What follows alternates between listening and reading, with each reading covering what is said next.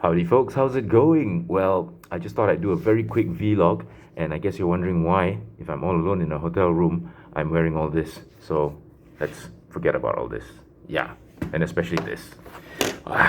When you're alone, you don't need all this. So anyway, it's been about 2-3 weeks now since getting back from Koh Samui on that amazing drive, and I thought I'd do a very quick roundup of the things that you will need, some tips. Do check out Thomas Yap's channel. Go to Thomas Yap Official.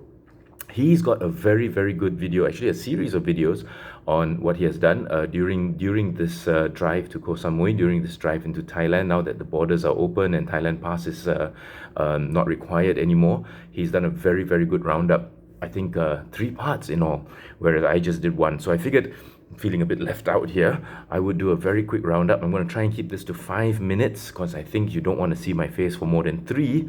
So there's no cars, there's no splicing, there's no cut.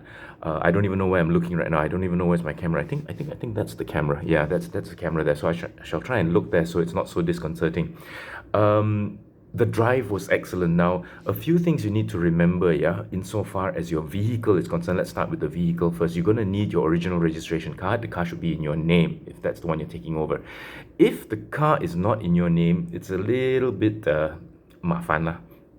You need an authorization letter from the person whose name the car is under, and a photocopy of their IC front and back. And if the border patrol wants to be a little bit pedantic, they could actually ask for an official authorization letter, which means it has been authenticated or approved by PDRM, which means they'll have their chop there and everything. If you don't have your original grant, they might actually, and a photocopy, and if you only have a photocopy, it has to be a certified true copy, which means it has to be chopped by PDRM. So the best thing, if you're taking a vehicle across to Thailand, make sure it's in your name, yeah, the driver's name, or if it's your partner next to you, if it's in that person's name, that's fine, as long as they are there. If they are not, you need an authorization letter.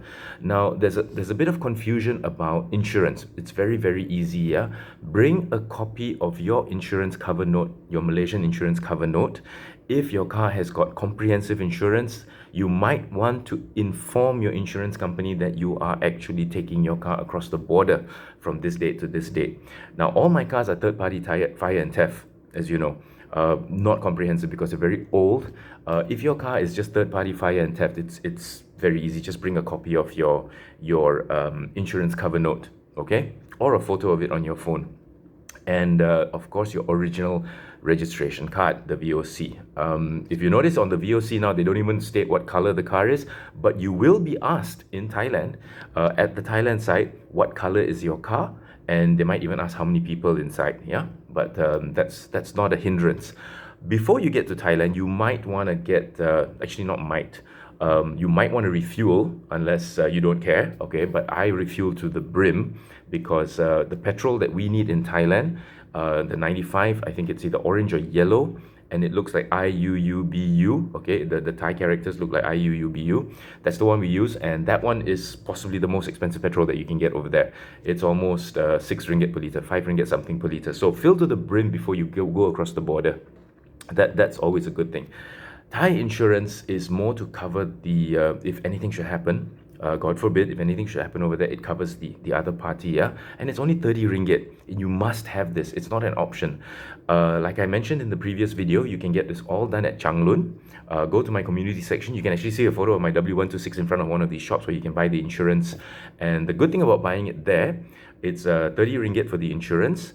And you can also do your passport documents, you know, the white card, the TM2 or TM3 form, I think it's called. They will do that for you as well. They'll fill in all the documents required for your vehicle as well as your passport. So you save time at the border. The vehicle itself, please ensure that it is in optimum running condition. Now, you know the story about my Samui cars being sold like 2 weeks. Both of them got sold 2 weeks before I left for Samui. So I had to use my spare car, which is the Wajah, my trusty Wajah, my go-to spare car. And that's another thing, it's not to do with this, but if you want to play with classic cars and you want to play with old cars, always have one car at least that you know is going to start up every time and go. Now, all my cars, my SOP, my standard operating procedure is that all of them have to be tip top and able to do a 1,000 kilometer journey like that. Yeah, like Thanos snapping his fingers.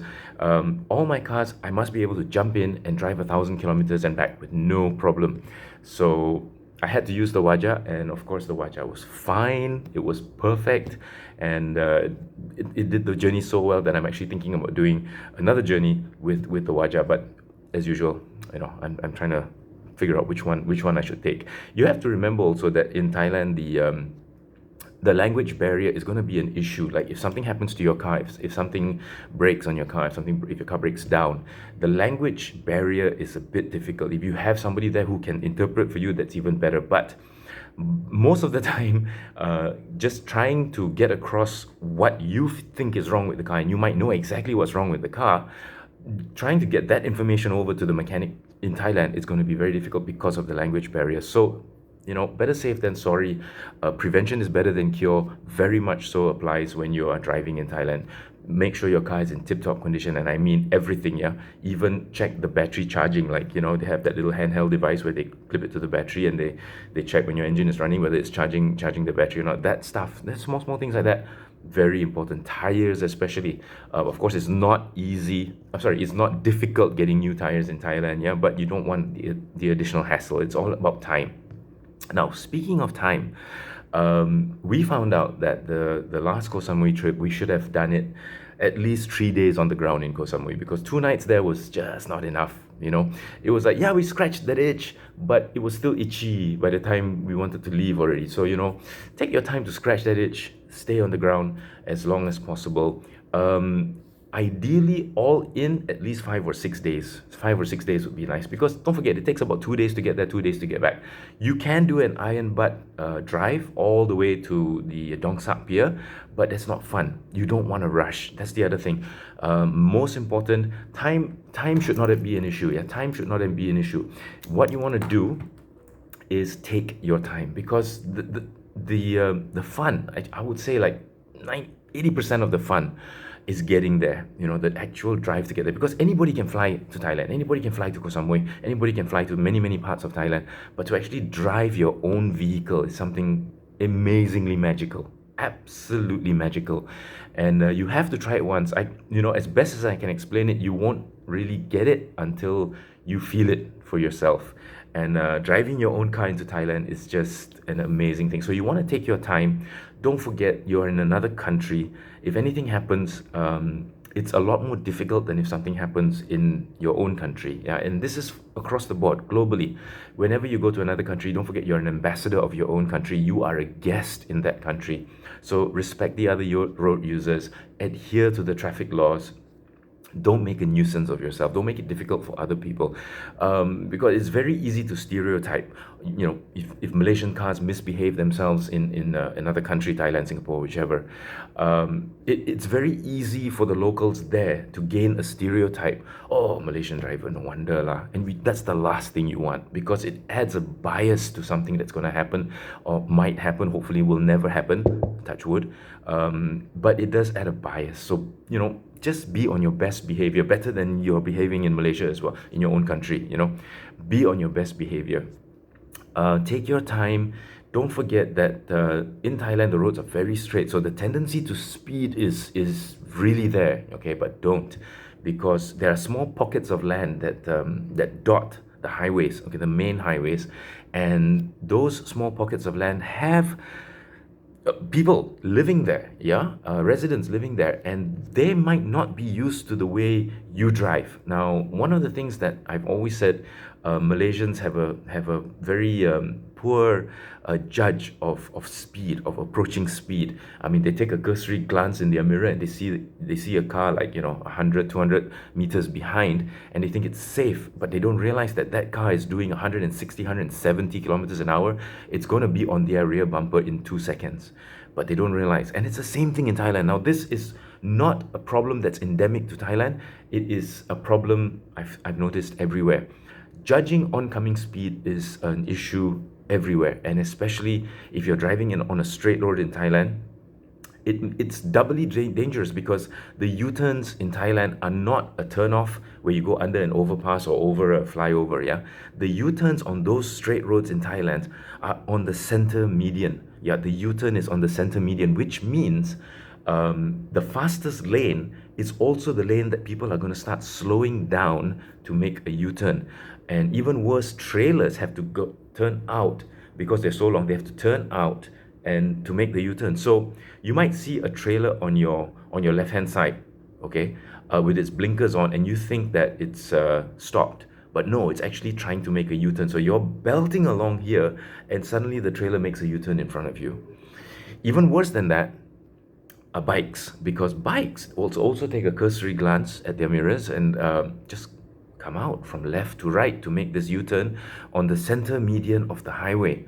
So this is one of the things during Evo Enduro I always told people, and I mentioned it to them many times. Be careful. There are ample signboards along the way saying there's a U-turn coming up in 500 meters, 300 meters, 200 meters, but more often than not, because if you're speeding, you get what's known as tunnel vision. You just see what's directly in front of you. Okay, this is something you really cannot control because all your focus is in front of you.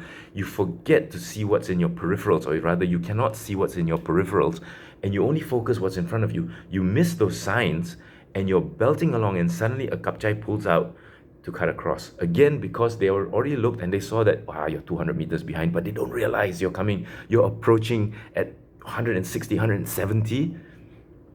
There's no way to avoid. There's no way. And this is how accidents happen. So better safe than sorry. Always just slow down, just slow down. And what's the rush anyway? It's not like your destination's not going to be there by the time you reach. It's still going to be there, and if you're rushing to get there because you want to spend more time there, that means you've not planned long enough.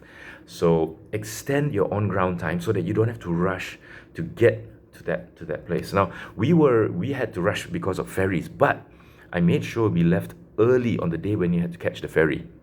Ferries at 2 p.m. Don't forget, you gain an hour coming over to Thailand, yeah? So if it's 2 p.m. in Thailand, it's 1 p.m. in Malaysia. So, or it's the other way around. Sorry, the other way around. You gain an hour. So our ferry is at 2 p.m. And it's only looking on Google Maps and Waze, it was a 4-hour and 35-minute drive. 4-hour and 35-minute drive from Songkhla to the Dongsak Pier. But that is straight drive at 100 kilometers an hour, constant. The actual time, because we stopped along the way, and that's what you want to do. You want to stop along the way to enjoy, the Amazon coffee at the PTT station, at the 7-Elevens at the PT station. You want to stop at these places and just relax. It took us about 6 hours from an estimated time of 4 hours and 35 minutes. It took us about 6 hours. So we got to the ferry at exactly 1:20. And we have to be there at half an hour before the ferry leaves. So if the ferry leaves at 2, you got to be there by 1:30 max. So even leaving at 7 a.m., we got to the ferry 40 minutes before it departed, which is just a 10-minute gap for the half an hour deadline. You got to be there half an hour before the ferry leaves. So the last thing you want to do is actually rush. And when you're rushing, that's when mistakes happen. So don't rush. And I've actually gone over 10 minutes when I said I wanted to do this in 5. I'm sorry, it's almost 14 minutes long. But so we've covered that. We've covered the insurance. We've covered the taking care of your car. We've covered time. You don't want to rush. And that's the main thing. Just take your time. That's the most important thing. Take your time. Enjoy the drive. Because, I think I said about tunnel vision. What's the point of getting tunnel vision on a drive in Thailand when actually what you want to do is enjoy what's around you, the scenery, the stopping places. If you're belting along, you're going to miss a lot of stuff. If you're doing a sedate 80, 90, you can actually see more things. You can see signboards that say, hey, there's a coffee shop coming up further just down the road. But, if you got tunnel vision, you're not going to see any of that. You're not going to see that sign. And by the time you see the place that would have been really nice to stop at, you've passed it by 100 meters, 200 meters, and there's no way you can U-turn or reverse. That's even worse. So again, take your time. The best thing is to have at least 6-7 days at your disposal, which includes the travel time to get there and the travel time to get back. So you have more time in the middle, which is the important thing. That's what you want. Because the last thing you want to do is use this much time to get there, use this much time to get back, and you only have that much time to spend at the place. Yeah, so take your time, enjoy the drive, go slow, stop a lot. There are so many places you can stop along the way. Go check out Thomas's channel in terms of even more things you need to do as far as if your car cannot just have 95, it needs more. He's got an advisory on taking octane boosters. My car didn't need it, but if your car needs it, that's what you need to take with you as well. Okay, so there's lots of stuff that you can do, lots of stuff to see. Take your time, don't be in a rush. I know I've gone over 15 minutes already, and I'm sorry about that, but I felt this was very, very important because anybody can do this drive. It is not that difficult. And depending on where you stay, depending on what kind of food you eat, and where you go to eat, and depending on how much you spend on peripheral stuff, it can be very, very cheap, really. I kid you not, my accommodations for the entire trip, all the nights, was less than 600 ringgit. For all nights, not one night 600 ringgit, for all the nights 600 ringgit. I think I spent about, with petrol, food, accommodation, everything in, I think I spent about 1,000 ringgit. Crazy, absolutely crazy. So it's not very expensive. It is actually very, very affordable. Anybody can do it. And if you carpool, let's say 4 of you get into one car and decide to drive to Thailand, you split the costs for petrol, and if you want to share rooms, it's even cheaper. And where we went, no tolls. The only tolls were in Malaysia, getting to the border, and from the border getting home. No tolls. The only place I think you will encounter tolls is if you drive into Bangkok and use the elevated highways. And food for thought, motorcycles are not allowed on the elevated highways. Doesn't matter if it's a kapchai, doesn't matter if it's a super bike or a super tourer.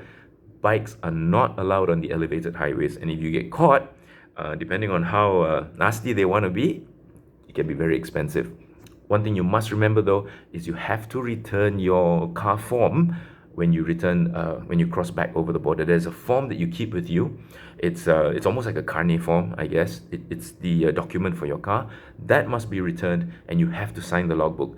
If you fail to return that, and a lot of people do fail to return that, they just completely forget. They do their passport, then they drive back across, and they forget that they've actually brought their car over. And there's a form that you need to return to show that your car has been removed from Thailand. If you forget to remove that after 30 days, and it might be 45 soon, after 30 days, the fine is 1,000 baht per day, which you must settle before you can ever bring another car into Thailand again. And if I'm not mistaken, it's actually tagged to your name and your passport number. So if you fail to take a car back out of Thailand, you pay the fine before you get back in here again, ever. It's because they don't know. Maybe you sold the car when you were here and took a bus back. They don't know. They want to know that the car has been removed. You brought a car in, you've taken the car back. Okay, so that's very, very important. You must return that form. Okay, so if you have any other questions, please hit me up in the comments. This is bloody 20 minutes already. I guess when I start talking, I just cannot stop. If I can leave you with anything, don't rush. When you're in Thailand, just enjoy the drive. Hit me up in the comments if you have any questions about this. I'll be glad to answer. I'm possibly going to do another drive very, very soon. So anyway, in the meantime, you all take care. Have fun and stay safe out there. COVID is still around. Yeah, you saw me wearing a mask. Keep wearing your masks. Yeah, when you're outside, and just be safe. As I always say, prevention is better than cure, and that also works when it comes to your body. Okay, take care, you all. Thanks for watching, and I'll talk to you all soon. Where's the camera? It's not here. It's over there. Yeah. Thanks for watching. I'll talk to you all soon. Bye.